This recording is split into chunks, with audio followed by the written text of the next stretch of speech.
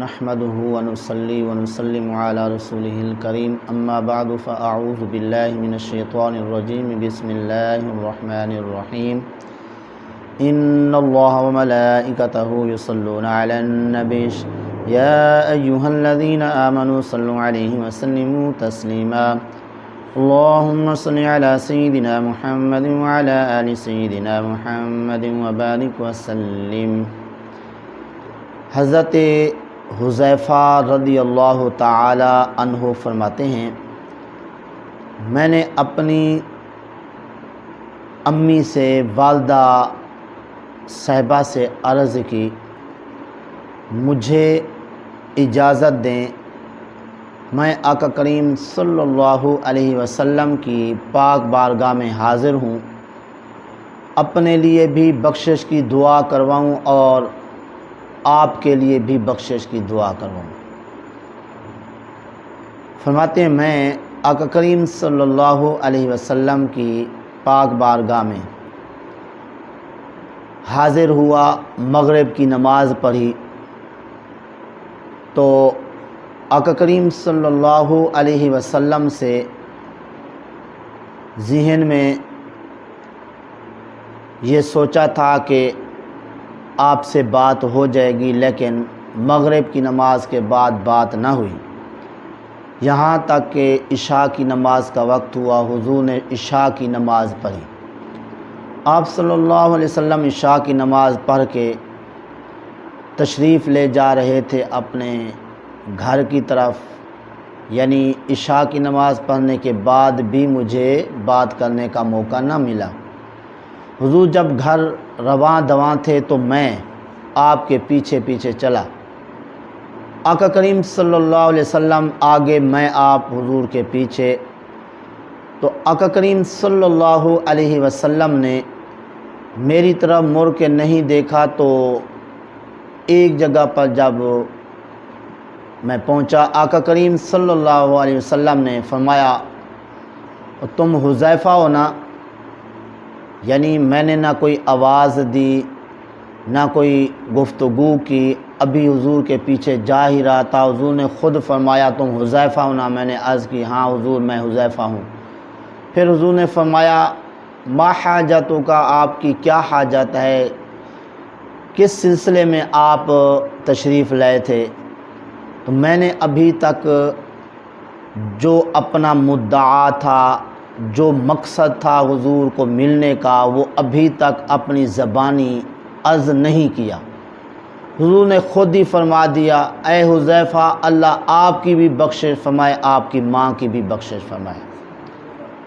پھر آقا کریم صلی اللہ علیہ وسلم نے فرمایا یہ فرشتہ ہے جو اس رات سے پہلے کبھی زمین پر نہیں آیا، اس نے آقا کریم صلی اللہ علیہ وسلم نے فرمایا کہ اپنے رب سے اجازت مانگی ہے کہ وہ آ کر مجھ پر سلام بھیجے اور ساتھ یہ خوشخبری دے، حضرت فاطمہ رضی اللہ عنہا جنتی جوانوں، جنتی لوگوں کے، عورتوں کی سردار ہیں، اور حسنین کریمین جنتی جوانوں کے سردار ہیں۔ سبحان اللہ۔ اس حدیث پاک سے کئی باتیں معلوم ہوئیں۔ ایک تو بات یہ معلوم ہوئی آقا کریم صلی اللہ علیہ وسلم کے صحابہ اپنے والدین کے فرما بردار تھے اور اپنے ماں باپ کی اجازت کے بغیر کہیں نہیں جاتے تھے جب تک ماں باپ سے اجازت نہ لے لیتے۔ اس لیے حضرت حذیفہ نے فرمایا کہ میں نے اپنی ماں سے عرض کی کہ مجھے اجازت دے دیں میں حضور کی بارگاہ میں جاؤں۔ اب مغرب کی نماز پڑھنے کے لیے اپنی والدہ ماجدہ سے اجازت مانگ رہے تھے آقا کریم صلی اللہ علیہ وسلم کے پاس جانے کے لیے کہ حضور کے پاس جائیں گے، مغرب کی نماز وہاں پہ پڑھیں گے۔ تو اب مغرب کی نماز کے وقت اجازت کیوں مانگی؟ پہلے صبح کو، دوپہر کو، اس سے پہلے کیوں نہیں جانے کی اجازت مانگی؟ اس لیے کہ مغرب کی نماز کے بعد رش کم ہوتا تھا۔ حضرت حذیفہ چاہتے تھے کہ حضور سے دل کھول کے کچھ باتیں کروں، چونکہ جب رش کم ہوتا ہے تو باتیں زیادہ کرنے کا موقع مل جاتا ہے، تو اس لیے مغرب کی نماز کے وقت حضور کی بارگاہ میں حاضری کے لیے اپنی ماں سے اجازت مانگی۔ پھر مغرب کی نماز پڑھی، حضور سے بات کرنے کا موقع نہ ملا، عشاء کی نماز پڑھی، پھر بھی حضور سے بات کرنے کا موقع نہیں ملا، تو حضور پھر اپنے گھر کی طرف رواں تھے۔ تو دوسری بات اس حدیث پاک سے یہ معلوم ہوئی کہ آقا کریم صلی اللہ علیہ وسلم اپنی ہر امتی کی حاجت کو، ضرورت کو جانتے ہیں۔ آپ حضور کو بتانے کی بھی ضرورت نہیں پڑتی، جس طرح حضرت حذیفہ رضی اللہ تعالی عنہ جب حضور کے پیچھے جا رہے تھے، آقا کریم صلی اللہ علیہ وسلم نے مڑ کر بھی نہیں دیکھا، پوچھا بھی نہیں کہ تم جو ہے وہ کیا کرنے آئے تھے، تمہارا نام کیا ہے۔ حضور نے خود بھی فرما دیا کہ تم حذیفہ ہو۔ پھر حضور نے فرمایا تم جو ہے اپنی ماں اور اپنے لیے بخشش کی دعا کروانے آئے ہو۔ خود ہی حضور نے فرما دیا تیری بھی بخشش فرمائے، تیری ماں کی بھی اللہ بخشش فرمائے۔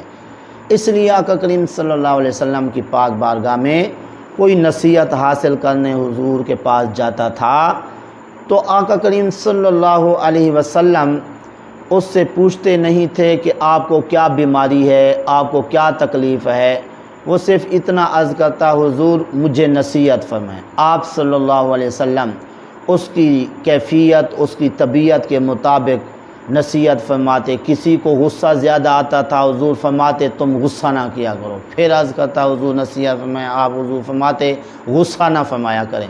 اسی طرح 3 مرتبہ ایک موقع پر ایک شخص سے فرمایا تم غصہ نہ کیا کرو۔ اسی طرح حضور کی بارگاہ میں عرض کی گئی حضور نصیحت فرمائیں، تو اس کو حضور نے فرمایا کہ تم گفتگو کرنے سے پہلے سوچ سمجھ لیا کرو اور ایسے بغیر سوچے سمجھے بات نہ کیا کرو کہ کہیں بعد میں تمہیں معافی مانگنی پڑے۔ تو اس طرح وہ بغیر سوچے سمجھے بات کر لیتے تھے، حضور نے اس کے مطابق اس کو نصیحت فرمائی۔ تو معلوم ہوا کہ آقا کریم صلی اللہ علیہ وسلم ہر ایک کی کیفیت کو جانتے ہیں کہ کس کو کیا بیماری ہے، تو اس کے مطابق حضور جو ہے اس کا علاج بتاتے۔ اور آقا کریم صلی اللہ علیہ وسلم کی برکتوں سے جو اللہ تعالیٰ کے ولی ہیں وہ اپنے مریدوں کی کیفیت کو جانتے ہیں کہ وہ اپنے گھروں میں یا جہاں کہیں ہوتے ہیں وہ کیا کرتے ہیں، ان کی کیا کیفیت ہوتی ہے۔ میرے مرشد کریم حضرت قبلہ فخر الاولیاء شیخ المشائخ حضرت قبلہ پیر خلیل احمد صاحب رحمۃ اللہ علیہ، جو کہ لودرا میں رہائش پذیر تھے اور آپ کا وصال ہو گیا، اللہ تعالیٰ آپ کے درجات کو بلند فرمائے، اللہ آپ کی مزار کو جنت کے باغوں میں سے ایک باغ بنائے۔ ایک مرتبہ میں حاضر ہوا، مغرب کا وقت تھا، تو فرمایا مولوی جی آپ ادھر لنگر شریف آتے ہیں تو تہجد کی نماز پڑھتے ہیں، واپس گھر جا کے کیوں نہیں پڑھتے؟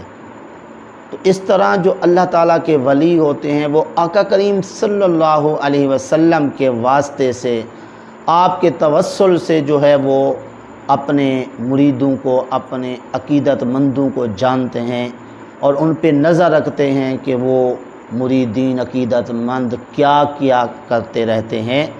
تو آخری بات، حضرت حذیفہ رضی اللہ تعالی عنہ کو آقا کریم صلی اللہ علیہ وسلم نے یہ بتایا، حضرت حذیفہ کہ یہ دیکھیں کہ فرشتہ زمین پر پہلے نہیں آیا، اب پہلی بار آیا ہے۔ اس کا مقصد کیا تھا آنے کا؟ اس کے آنے کے 2 مقصد تھے، ایک تو وہ آ کے مجھ کو سلام کرے، دوسری بات یہ کرنے کے لیے کہ حضرت فاطمہ رضی اللہ عنہا جو ہیں وہ جنتی لوگوں کی بیویوں کے سردار ہیں اور حسنین کریمین جو ہیں وہ جنتی جوانوں کے سردار ہیں۔ سبحان اللہ، یہ اہل بیت کے افراد عظیم الشان لوگ جو ہے جنتی لوگوں کے سردار، جنتی جوانوں کے سردار ہوں گے۔ اس لیے ہمیں ان سے عقیدت اور محبت رکھنی چاہیے، تاکہ اس محبت کی وجہ سے ہم جو ہے ان کی سرداری میں جنت میں جا سکیں۔